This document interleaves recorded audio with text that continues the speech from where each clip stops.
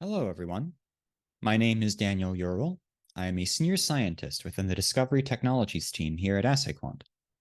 And in this short presentation, I would like to take a few minutes to touch upon the role of assessing time-dependent inhibition kinetics as a key part of lead compound discovery and optimization efforts.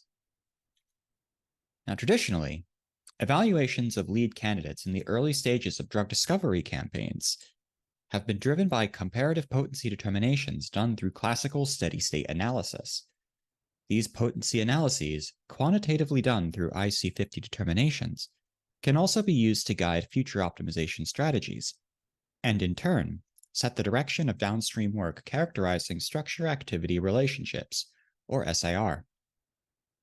However, even at the earliest stages of this pipeline, relative potency determinations can be significantly impacted if incorrect assumptions are made about the equilibrium of these compounds.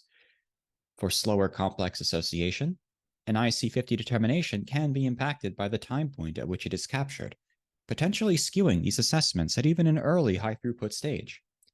Thus, it is critical for a successful drug development program to account for TDI, or time-dependent inhibition, when assessing or optimizing lead candidates.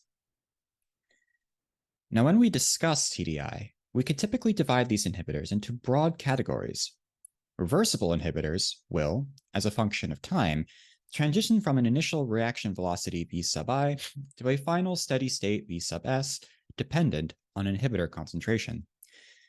This transition is often characterized via the rate constant K observed, which is itself related to the dissociation or off rate of the compound from its target. However, if this v sub S uniformly trends to zero, this instead reflects the behavior of an irreversible time-dependent inhibitor. Making this distinction is key, as being certain of the nature of the TDI of your lead candidates is critical for establishing the necessary quantitative treatment for accurate assessment of target affinity. In the case of a reversible inhibitor, for instance, determining the off-rate and resonance times, represented here as K sub 6, can offer insight into potential pharmacodynamic behavior.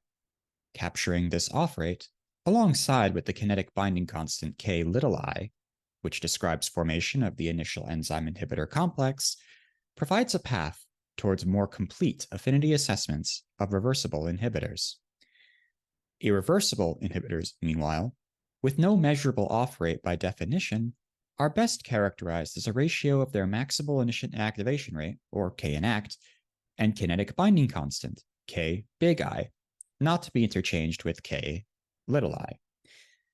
This results in a quantitation of inactivation efficiency, which itself is central to understanding structure-kinetic relationships, or SKR. It is worth highlighting in both instances that IC50, and by extension classical potency assessments, do not factor into the assessment of true binding affinity in either of these treatments.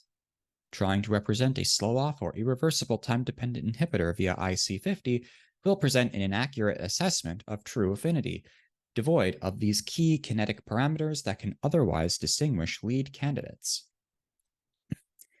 Whatever the nature of reversibility, however, the TDI treatment itself can inform key kinetic characteristics that may be missed through the assumptions drawn of classical potency treatments. Factoring these assessments earlier into your lead discovery and optimization campaigns will enable you to better represent true target affinity of your lead candidates, and can better inform downstream SAR, as well as capture inhibitor mode of action characteristics. Leveraging these kinetic parameters at such stages can even provide an early window into relevant pharmacokinetic and pharmacodynamic behaviors of your lead candidates. Factoring inhibitor half-life into such studies, for instance, can enable simultaneous PK and PD-driven optimization efforts that extend drug target coverage while keeping between effective minima and tolerable maxima, in this instance allowing for Cmax-driven optimization of efficacy and toxicity. Thus, early incorporation of TDI assessment into one's drug development program can improve the efficiency and accuracy of downstream lead selection, evaluation, and optimization. To learn more about handling TDI, as well as how one can best integrate kinetic assessment into their early stage discovery and optimization pipeline, please feel free to reach out to us at hello@assayquant.com where we would be happy to field any questions you may have. Thank you very much for your time.